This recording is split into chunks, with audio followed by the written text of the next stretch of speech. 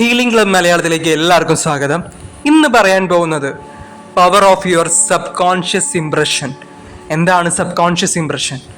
അതിനു മുമ്പ് ആ സബ് കോൺഷ്യസ് ഇംപ്രഷൻ എന്താണെന്ന് നിങ്ങൾക്ക് പറഞ്ഞു തരുന്നയാൾ മുമ്പ് നിങ്ങളോടൊരു ചോദ്യം ചോദിക്കുകയാണ്.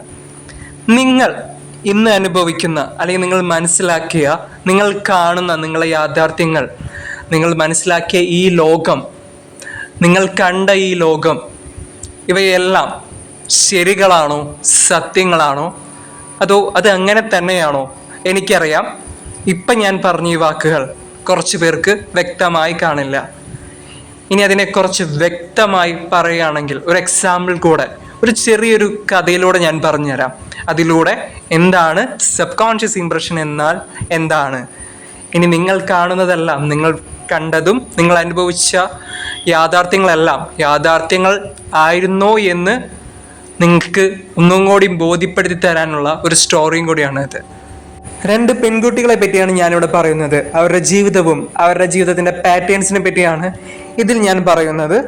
ആദ്യത്തെ പെൺകുട്ടിയുടെ പേരാണ് പ്രിയ. പ്രിയയെ പറ്റി പറഞ്ഞാൽ പ്രിയയ്ക്ക് ആകെ അമ്മ മാത്രമേ ഉണ്ടായുള്ളൂ.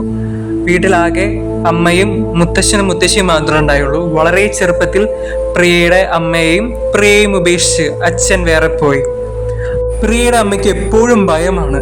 മകളെ പറ്റിയായാലും ചുറ്റുപാടുകളെ പറ്റിയായാലും പ്രിയയുടെ അമ്മ എപ്പോഴും വാർത്തകളിലും ഫോണിലായിക്കോട്ടെ മറ്റുള്ളവരിൽ നിന്നായിക്കോട്ടെ എപ്പോഴും കാണിച്ചുകൊണ്ടിരിക്കും.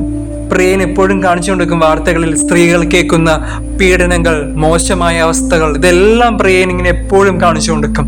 ഒരു ദിവസം തന്നെ ആവർത്തിച്ച് പലതവണ നമുക്ക് ആരുമില്ല, ഈ ലോകം മോശമാണ് എന്ന് പല രീതിയിൽ പ്രിയയുടെ അമ്മ പറഞ്ഞുകൊണ്ടേയിരുന്നു.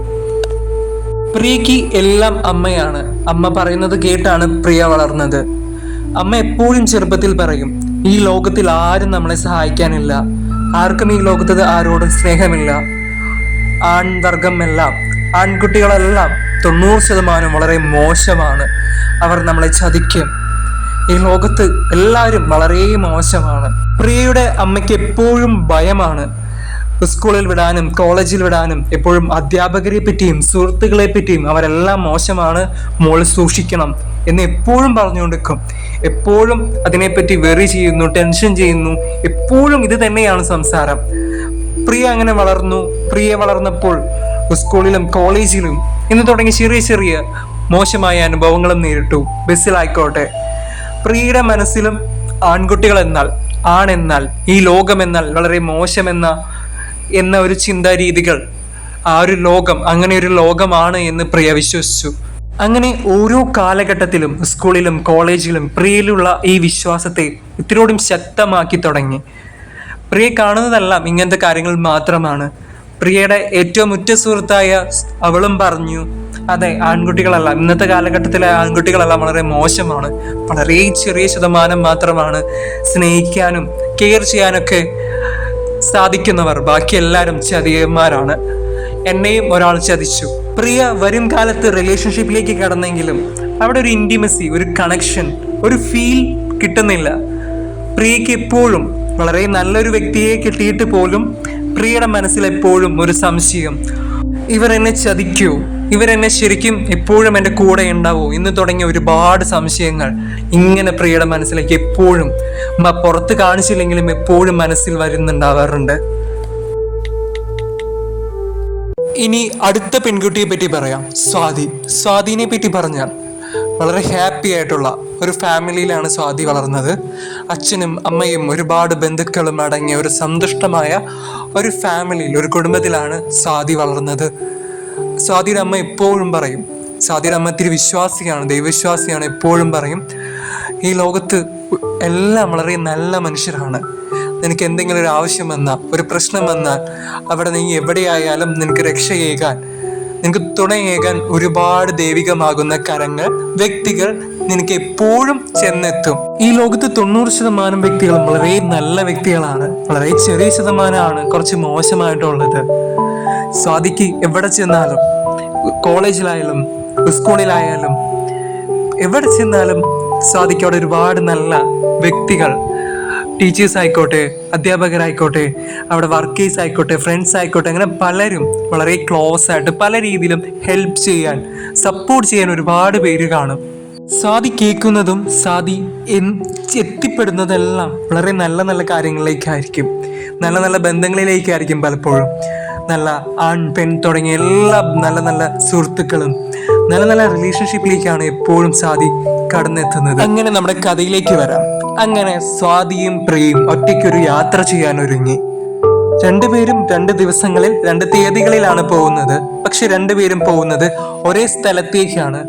അവർ പോകുന്ന ബസ്സും അവർ സ്റ്റേ ചെയ്യുന്ന സ്ഥലമെല്ലാം സെയിം ആണ്.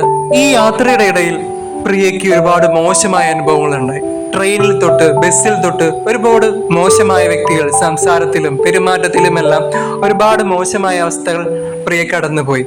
പ്രിയ ആ ഒരു ലക്ഷ്യസ്ഥാനത്തേക്ക് എത്തിയത് തന്നെ ഒരുപാട് ഭയം നിറഞ്ഞ്, ഒരുപാട് മോശമായ മാനസികമായും തളർന്നിട്ടാണ് പ്രിയ അവിടെ എത്തിയത്. ഇനി സ്വാതിയുടെ കാര്യമെടുത്താൽ, സ്വാതിക്ക് ആദ്യം ഇത്രയും ദൂരം യാത്ര ഒറ്റയ്ക്ക് ചെയ്യാൻ എവിടെയോ ഒരു ചെറിയൊരു ഭയമുണ്ടായി. പക്ഷെ ആ ബസ്സിൽ സ്വാതിക്ക് പണ്ട് പഠിച്ച, സ്വാതിയുടെ സ്കൂളിൽ പഠിച്ച ഒരു സുഹൃത്ത് ആ ഒരു ബസ്സിലുണ്ടായി. അവിടെ എത്തും വരെ സ്വാതിക്ക് ഒരു കൂട്ടായിട്ടുണ്ടായി. അതുപോലെ തന്നെ സ്റ്റേ ചെയ്ത ആ സ്ഥലത്ത് ഒരു മലയാളി ഫാമിലി സ്വാതിയെ ഒരു പരിചയമില്ലാതെ സ്വാതിയുടെ അടുത്ത് വന്ന് വളരെ പരിചയമായി, വളരെ ഒരു ഫാമിലി പോലെ കണക്റ്റഡ് ആയിട്ട് സ്വാതിയായിട്ട് ആ ഒരൊറ്റ ദിവസം അവരവിടെ ചെലവഴിച്ചു. അങ്ങനെ സ്വാതി ആ ഒരു ലക്ഷ്യസ്ഥാനത്ത് എത്തിയത് വളരെ സന്തോഷത്തിലൂടെയാണ്. വളരെ ഒരുപാട് മിറാക്കുലസ് ആയ വ്യക്തികളുടെ സഹായത്തോടെ, സംരക്ഷണത്തിലൂടെയാണ്. അപ്പോ ഞാൻ ഇവിടെ പറഞ്ഞു വന്നത് വീണ്ടും ഓർമ്മപ്പെടുത്തുന്നു, ഇതൊരു എക്സാമ്പിൾ ആണ്. ഇതൊരു യാഥാർത്ഥ്യമായി ഇങ്ങനെ സംഭവിക്കണമെന്നോ സംഭവിക്കാതിരിക്കണമെന്നോ ഒരു നിർബന്ധവുമില്ല. പ്രിയയുടെ ഉള്ളിൽ അതിശക്തമാകുന്ന ഒരു വിശ്വാസമുണ്ട്, മറ്റുള്ളവരെല്ലാം വളരെ മോശമാണ്, ഈ സമൂഹത്തിലെ ആൺകുട്ടികളെല്ലാം വളരെ മോശമാണ്. അതുകൊണ്ട് ഈ യാത്രക്കിടയിൽ അതുപോലത്തെ സാഹചര്യങ്ങളെ മാനിഫെസ്റ്റ് ആക്കി. നേരെ മറിച്ച് ഇനി സ്വാതിയുടെ കേസിൽ സ്വാതിയുടെ അമ്മ എപ്പോഴും പറയും, നിനക്ക് എന്തെങ്കിലും പ്രശ്നം ഉണ്ടാവുന്ന സമയത്ത് രക്ഷിക്കാൻ ഒരുപാട് മാജിക്കലി ദൈവികമാകുന്ന ഒരുപാട് പേര് നിനക്ക് വരും. ഈ ലോകത്ത് ഒരുപാട് നല്ല മനുഷ്യരുണ്ട്. അതുപോലെ തന്നെ ആ ഒരു യാത്രയിൽ അങ്ങനെ പല സാഹചര്യങ്ങളെയും സ്വാതി മാനിഫെസ്റ്റ് ആക്കി. സ്വാതി പോലും അറിയാതെ എഫ്ലെസ്സായി ആ ഒരു മാനിഫെസ്റ്റേഷൻ അവിടെ നടക്കുന്നുണ്ട്. ഈ വീഡിയോയിലൂടെ ഞാൻ പറഞ്ഞു മനസ്സിലാക്കാൻ നോക്കിയത്, നിങ്ങളുടെ ഉള്ളിൽ കിടക്കുന്ന, സബ് കോൺഷ്യസിലേക്ക് കിടക്കുന്ന നിങ്ങളുടെ മനസ്സിലുള്ള ലോകമാണ് നിങ്ങൾ കാണുന്നത്. നിങ്ങളുടെ മനസ്സിൽ എന്ത് വിശ്വസിക്കുന്നു അതാണ് നിങ്ങളുടെ ലോകം. അതിൽ സത്യമെന്നോ യാഥാർത്ഥ്യമെന്നോ കള്ളമെന്നോ ഒന്നുമില്ല. ഈ പ്രപഞ്ചത്തിന്, അതായത് നിങ്ങളുടെ സബ് കോൺഷ്യസിനും ഈ യൂണിവേഴ്സിനും ലോജിക്കില്ല. നിങ്ങൾ എന്ത് വിശ്വസിക്കുന്നു, നിങ്ങൾ എന്ത് തേടുന്നു, അതാണ് നിങ്ങൾ കാണുന്നത്. അതിനെയാണ് നിങ്ങളെ യാഥാർത്ഥ്യം എന്ന് നിങ്ങൾ വിളിച്ചുകൊണ്ടിരിക്കുന്നത്. അപ്പോൾ നിങ്ങളെ യാഥാർത്ഥ്യം മാറ്റാൻ നിങ്ങൾ എന്താ ചെയ്യേണ്ടത്? നിങ്ങളെ മനസ്സിലുള്ള, നിങ്ങളുടെ ഉള്ളിലുള്ള നിങ്ങളുടെ യാഥാർത്ഥ്യത്തെ, നിങ്ങളെ ലോകത്തെ, അത് എന്ത് തന്നെ ലോകമായിക്കോട്ടെ, അത് റിലേഷൻഷിപ്പിന്റെ ലോകമായിക്കോട്ടെ, അതിപ്പോൾ മണിയുടെ ലോകമായിക്കോട്ടെ, നിങ്ങളുടെ മനസ്സിലുള്ള, നിങ്ങളുടെ ഉള്ളിലുള്ള ആ ലോകത്തെ നിങ്ങൾ മാറ്റുക. നിങ്ങൾ ഇപ്പോഴുള്ള നിങ്ങളുടെ യാഥാർത്ഥ്യങ്ങളുമായി നിങ്ങൾ മൽപ്പിടുത്തത്തിന് പോകേണ്ട ആവശ്യമില്ല. നിങ്ങളുടെ ഉള്ളിൽ ആ ഒരു നിങ്ങൾ വിശ്വസിക്കുന്ന ആ ലോകത്തെ മാറ്റി പുതിയൊരു ലോകം നിങ്ങളുടെ ശരീരം കൊണ്ടും മനസ്സുകൊണ്ടും ക്രിയേറ്റ് ചെയ്യുക. അപ്പോ നിങ്ങളുടെ ചുറ്റുമുള്ള പല യാഥാർത്ഥ്യങ്ങളും മിറാക്കുലസ്ലി, അത്ഭുതകരമായി എല്ലാം മാറി തുടങ്ങും. നിങ്ങളിലേക്ക് വന്നു ചേരുന്ന ബന്ധങ്ങൾ മാറി തുടങ്ങും. സാമ്പത്തികമാകുന്ന പല രീതിയിൽ മാറ്റം തുടങ്ങും.